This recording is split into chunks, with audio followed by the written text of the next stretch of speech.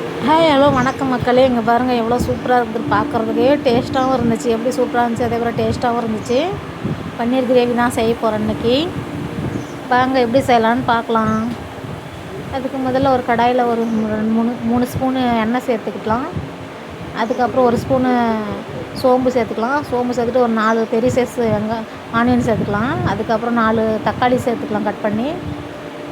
அதுக்கப்புறம் ஒரு 10 முந்திரி பருப்பு சேர்த்துக்கலாம். சேர்த்து விட்டு நல்லா எண்ணெயிலே வதக்கிக்கலாம்.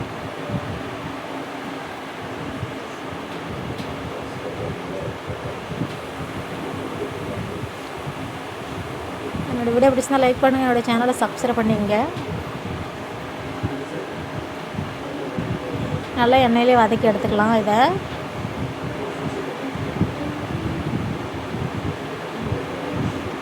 அதுக்கப்புறங்க நான் ஒரு 2 பேக்கெட்டு பன்னீர் வாங்கியிருக்கேன். இது 1/2 கிலோ இருக்குன்னு நினைக்கிறேன். அதுக்கப்புறம் பன்னீரை கட் பண்ணி எடுத்துக்கலாம்.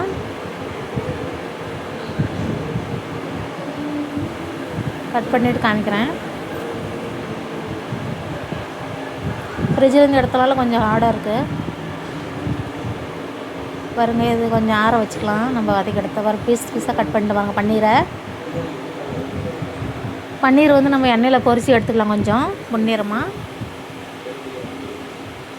பொரித்து சேர்த்துட்டா கொஞ்சம் நல்லாயிருக்கும் சாப்பிட்றதுக்கு. அதனால்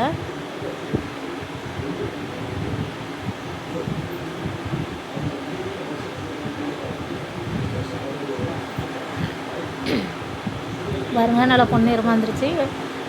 இது இன்னும் மீதிக்கிறதையும் நம்ம வதக்கி எடுத்துக்கலாம், பொரித்து எடுத்துக்கலாம்.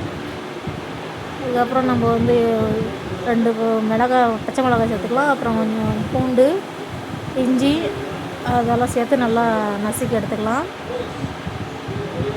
அதுக்கப்புறம் நம்ம அரைச்சி அந்த வதக்கி வச்சதுல நம்ம அந்த கொத்தமல்லி கொஞ்சம் சேர்த்துக்கலாம். இப்போ வந்து எண்ணெயில் வந்து நம்ம ஒரு குடமிளகாய் தான் சேர்த்துருந்தோம் ஒன்று. அதுக்கப்புறம் கரம் மசாலா சேர்த்துருக்கேன். அதுக்கப்புறம் மிளகாத்தூள் சேர்த்துருக்கேன். மஞ்சத்தூள் சேர்த்துக்கலாம். அப்புறம் வந்து ரெட் சில்லி பவுடர் சேர்த்துக்கலாம்.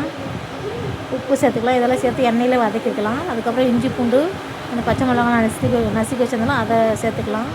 சேர்த்து விட்டு நல்லா எண்ணெயிலே வதக்கிக்கலாம். கொஞ்சம் எண்ணெயில் வதக்கினா கொஞ்சம் கலர்ஃபுல்லாக இருக்கும். அதனால் இப்போ வந்து நம்ம அரைச்சி வச்ச அந்த பேஸ்ட்டு சேர்த்துக்கலாம். தக்காளி வெங்காயம் அரைச்சி வச்சாலும் அதை சேர்த்துக்கலாம்.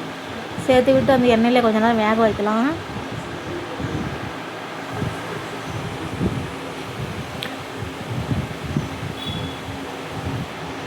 அதுக்கப்புறம் நம்ம அந்த மிக்ஸி கழுவி அந்த தண்ணி கொஞ்சம் சேர்த்துக்கலாம். நம்மளுக்கு எவ்வளோ கிரேவி தேவையோ அவ்வளோ கிரேவி செஞ்சுக்கலாம்.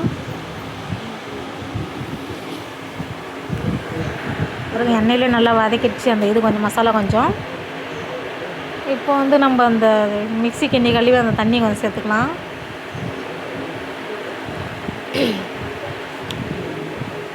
அதுக்கப்புறம் நம்ம மேலே ஒரு ஸ்பூனு பட்டர் சேர்த்துக்கலாம். கொஞ்சம் டேஸ்ட்டு நல்லாயிருக்கும் பட்டர் சேர்த்தா. பட்டர் பன்னீர் மசாலான்னு சொல்கிறோம்ல, அதுக்கோசரம் கொஞ்சம் பட்டர் சேர்த்துக்கலாம்.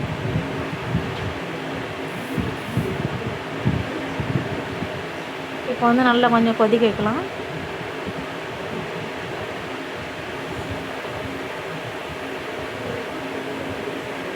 கொதிச்ச பிறகு கொஞ்சம் காட்டுறேன். இப்போ பாருங்கள், நம்ம பொரிச்சு வச்ச அந்த பன்னீரை சேர்த்துக்கலாம். குழம்பு கொஞ்சம் சுண்டி வந்த பிறகு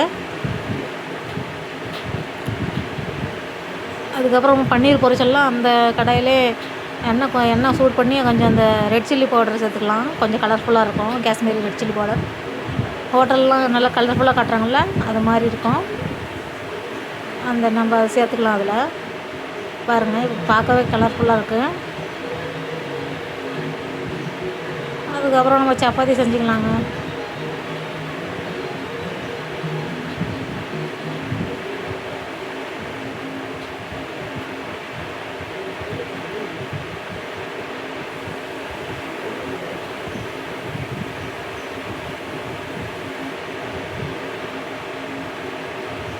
நல்லா வேக வச்சிடறோம். திருப்பி போட்டு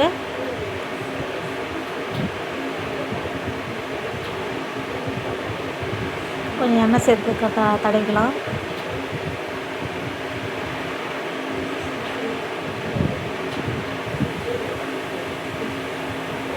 இவ்வளோதாங்க ரெடி ஆகிடுச்சு பாருங்கள். கிரேவி பார்க்கவே சூப்பராக இருக்குது பாருங்கள். நல்லா கலர்ஃபுல்லாக இருக்குது பாருங்கள்.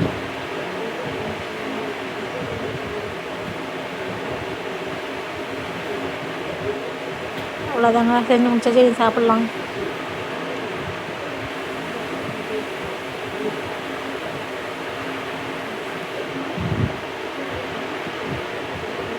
அவ்வளோதாங்க வீடியோ.